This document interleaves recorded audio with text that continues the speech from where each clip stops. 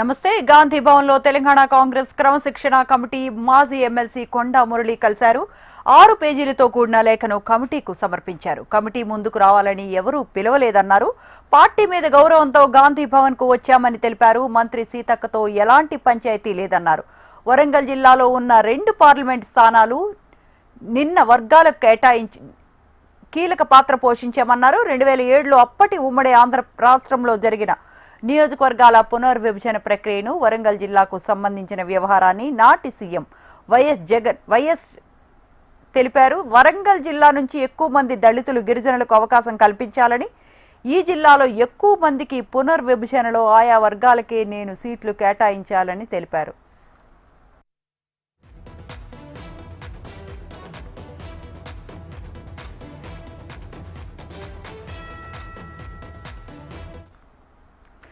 గాంధీ భవన్ లో తెలంగాణ కాంగ్రెస్ క్రమశిక్షణ కమిటీని మాజీ ఎమ్మెల్సీ కొండా మురళి కలిశారు.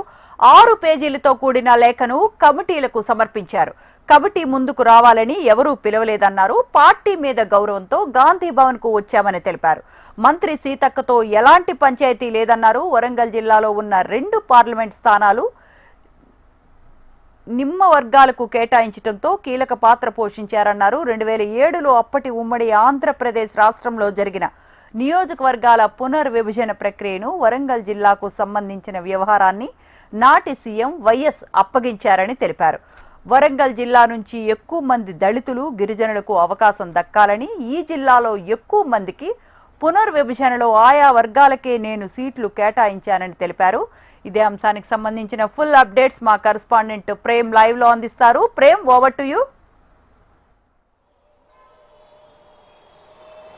కొద్దిసేపటి క్రితమే మాజీ ఎమ్మెల్సీ కొండా మురళి గాంధీ భవన్కు చేరుకున్నారు. గాంధీ భవన్లో క్రమశిక్షణ కమిటీకి సంబంధించినటువంటి చైర్మన్తో పాటు సభ్యులకు 6 పేజీలతో కూడినటువంటి లేఖను సమర్పించడం జరిగింది. దాంట్లో తన రాజకీయ ప్రస్థానం, దాంతోపాటుగా మొదటి నుంచి తాను దళిత వర్గాలకు, బడుగు బలహీన వర్గాలకు చేసినటువంటి కృషిని వివరిస్తూనే మరొక వైపు తాను రాజకీయాల్లోకి రావాల్సినటువంటి పరిస్థితులను కూడా తాను వివరించడం జరిగింది. ముఖ్యంగా 2 పార్లమెంటు స్థానాలు రాష్ట్రంలో ఎక్కడ కూడా ఒక ఉమ్మడి జిల్లాలో 2 పార్లమెంటు స్థానాలు, ఒకటి ఎస్సీకి, 2 ఎస్టీకి రావడంలో తన పునర్విభజన ఏదైతే నియోజకవర్గాలకు సంబంధించిన దాంట్లో ఉమ్మడి వరంగల్ జిల్లాకు సంబంధించినటువంటి విషయం మొత్తం కూడా నేనే అప్పుడు పార్టీ నాకు బాధ్యతలు అప్పగించింది.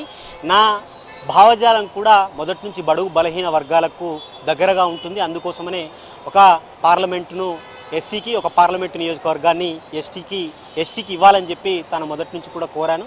ఆ కోరిక మేరకు 2 కూడా రావడం జరిగింది. అప్పుడు ఉన్నటువంటి రామ సహాయం, నీ వల్లే ఇప్పటి వరకు నేను పోటీ చేసుకుంటూ వచ్చాను, ఇక నీ వల్లే నేను పోటీకి లేకుండా అయ్యాను, ఇక నేను రాజకీయాల నుంచి విరమించుకుంటున్నా అని చెప్పేసి ఆ రోజు నుంచి ఇప్పటి వరకు తన కాన్స్టిట్యున్సీ రిజర్వ్డ్ అయిన కాను నుండి ఇప్పటి వరకు కూడా తాను పోటీ చేయలేదు, రాజకీయాల్లోకి రాకుండా పోయాడు. నీ వల్లే నేను రాజకీయాల నుంచి తప్పుకోవాల్సిన పరిస్థితి ఏర్పడిందని చెప్పేసి కూడా అప్పటి నుంచి ఇప్పటి వరకు ఆ కుటుంబం నాపై రాజకీయ కక్ష పెట్టుకున్నట్టుగా కనిపిస్తుందని చెప్పేసి కూడా చెప్పాడు. ఆ కుటుంబం నుంచే వచ్చినటువంటి పొంగులేటి శ్రీనివాసరెడ్డి తన ఎందుకంటే ఉమ్మడి వరంగల్ జిల్లా ఇన్ఛార్జిగా అయిన నాటి నుండి మంత్రి కొండా సురేఖ, అటు ఉమ్మడి వరంగల్ జిల్లాగా ఇన్ఛార్జిగా ఉన్నటువంటి పొంగులేటి శ్రీనివాసరెడ్డి తనపై దురుద్దేశంగా ఒకవైపు ఎమ్మెల్సీ బసవరాజు సారయ్యతో పాటు మరొక వైపు ఎమ్మెల్యే నాయన్ రాజేందర్ రెడ్డి ఇద్దరిని తన కాన్స్టిట్యున్సీలో తన ప్రమేయం లేకుండా, కనీసం తనకు సమాచారం ఇవ్వకుండా కాన్స్టిట్యున్సీలో అభివృద్ధి కార్యక్రమాలకు సంబంధించినటువంటి విషయం కానీ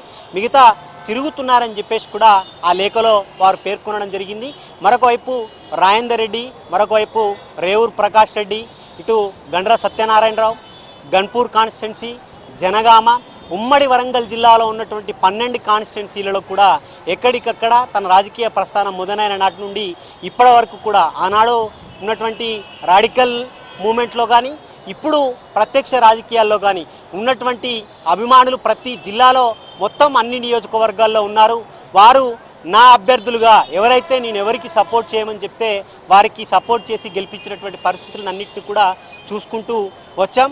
అట్లా గెలిచిన వాళ్ళు ఎన్నికల ముందు వచ్చి మీ సపోర్ట్ కావాలని చెప్పి అడిగినటువంటి వారంతా కూడా ఈరోజు నాకు వ్యతిరేకంగా పార్టీకి వ్యతిరేకంగా కార్యక్రమాలు చేపడుతున్నారని చెప్పేసి కూడా వారు లేఖలో ప్రతి ఒక్క కాన్స్టిట్యున్సీ గురించి ఒకవైపు ఇటు కడియం శ్రీహరి పార్టీలో జాయిన్ అయిన నాటి నుండి ఆ మొదటి నుంచి కాంగ్రెస్లో ఉన్నటువంటి సింగీపురం ఇందిరా మొదటి నుంచి ఉన్నటువంటి కాంగ్రెస్లో ఉన్నటువంటి కాంగ్రెస్ కార్యకర్తలను ఏ విధంగా ఇబ్బంది పెట్టినా కూడా నా కాన్స్టిట్యున్సీ దాటి తూర్పు నియోజకవర్గం దాటి నేను ఇప్పటివరకు కూడా ఎప్పుడు బయట నియోజకవర్గాల్లో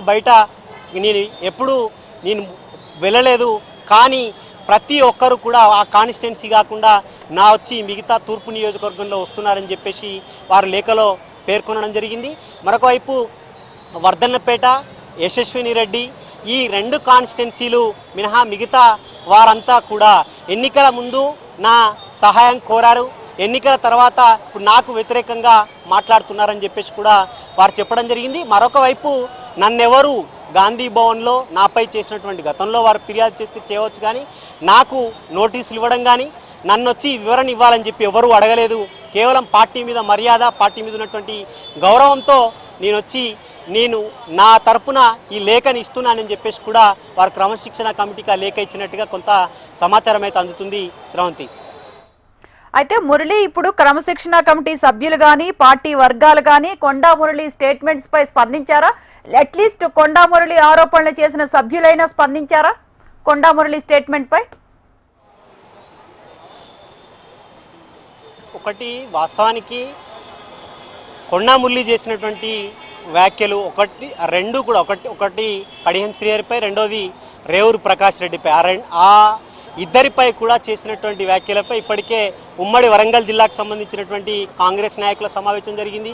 ఆ నాయకులే పిసిసి చీఫ్తో పాటు క్రమశిక్షణ కమిటీకి వారు ఫిర్యాదు చేసినారు. ఫిర్యాదు చేసిన క్రమశిక్షణ కమిటీ మొత్తం రాష్ట్ర వ్యాప్తంగా జరిగినటువంటి అన్ని ఫిర్యాదులపై క్రమశిక్షణ కమిటీ సమావేశమైంది.